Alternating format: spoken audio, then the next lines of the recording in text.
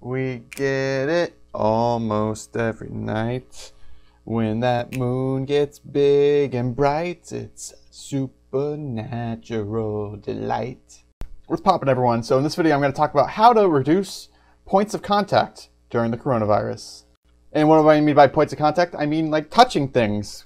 Like that's what when you contact something, you punch someone, that's a point of contact. So you don't want to punch anyone during the coronavirus.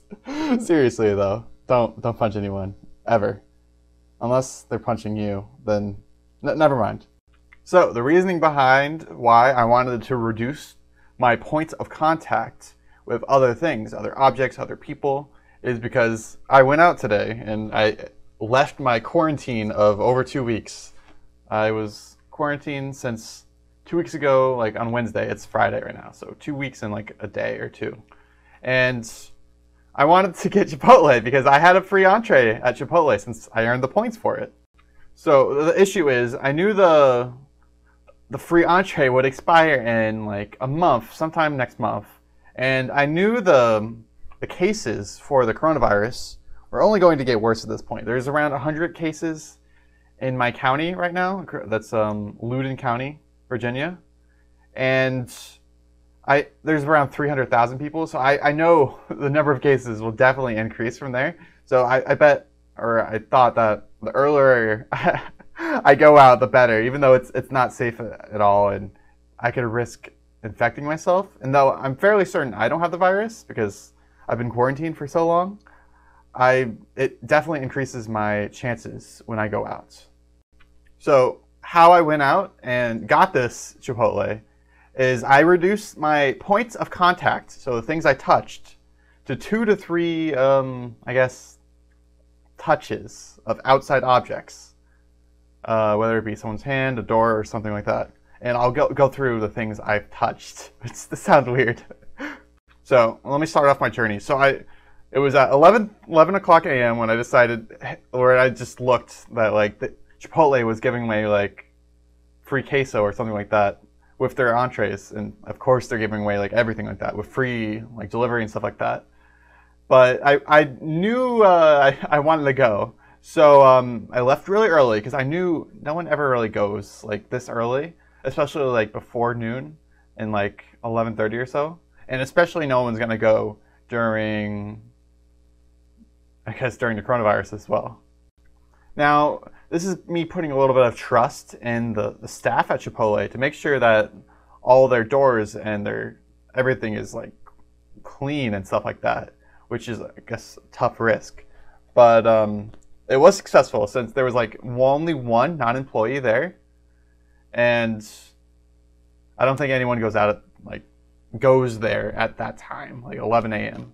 All right, my first touch sounds like my first like wrongdoing was my first touch was on the door getting into there. And I guess this could be improved by maybe they like have it set up so like no one from the public can enter. But yeah, first touch on the door, trying to open the door. I mean, I did open the door, but I made sure to touch it, like open the door, because it's like one of those long horizontal, or not one of those long, what am I showing? Those long wooden handles. I made it sure to touch it at the very tall end, so that, because I'm tall, I'm 6'2", and I knew that not many people are going to open the door from that height. So that reduces my odds there. And the first thing I noticed when I walk in is that there's tape all over the ground where like the line should be. And I thought this was a really interesting idea because the CDC, Center for Disease Control, like has guidelines saying that you should be 6 feet apart. So at first I didn't really know what the tape on the ground was, and then until I realized it's where people are supposed to stand when they're supposed to be 6 feet apart, which there's only like 3 tape marks. So there was like only can be a line of 3 people, I guess, if we're following the CDC guidelines. So after I touched the door, I walked in, and then I ordered my food and whatnot. And I don't think I touched anything, and I didn't touch anything until I got my wallet out. So I guess I touched my wallet, but that should be safe since it's been in my pocket. And I pulled out my credit card, and it turns out I didn't even need to pay here because I had a free entree, so I just had to pull out my phone as well. and then like open the app. I guess my phone's probably dirty as well, but it's not. It probably doesn't have the virus on it. So I pulled up my phone, got the Chipotle app, and then I scanned it.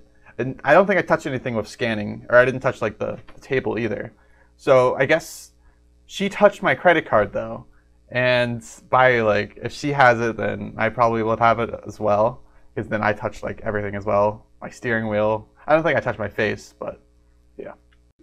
So yeah, I guess I shouldn't even have pulled out my credit card if I knew that I didn't need to pay like that, because the free entree from my phone worked. But it was just muscle memory at that point, because I'm used to pulling out my credit card and paying at Chipotle, which is probably bad muscle memory to get into, but that's a topic for a different day.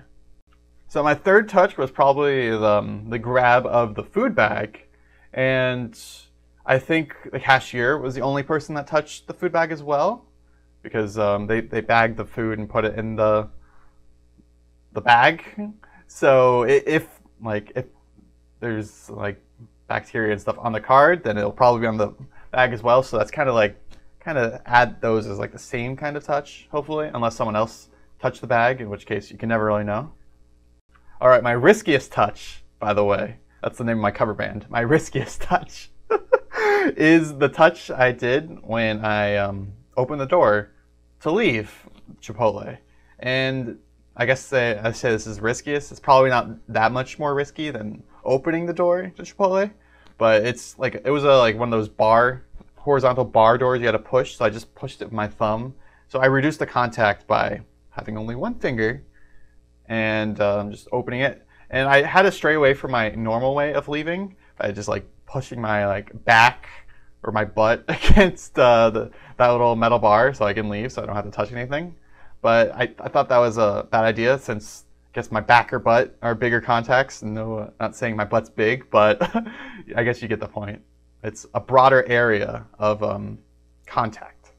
So I drove home, and once I got home, I immediately set my bag down like on the floor, and I immediately washed my hands.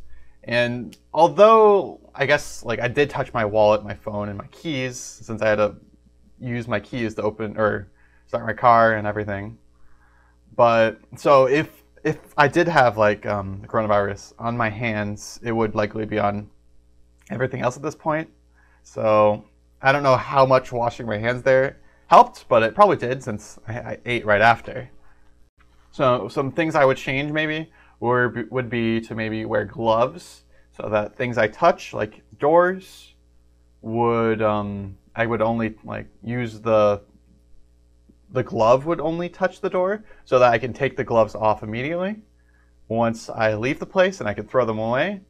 And then I guess, yeah, once I would probably take them off once I like enter my house though, or before I enter the house, because then I would want to wash my hands so I could eat maybe.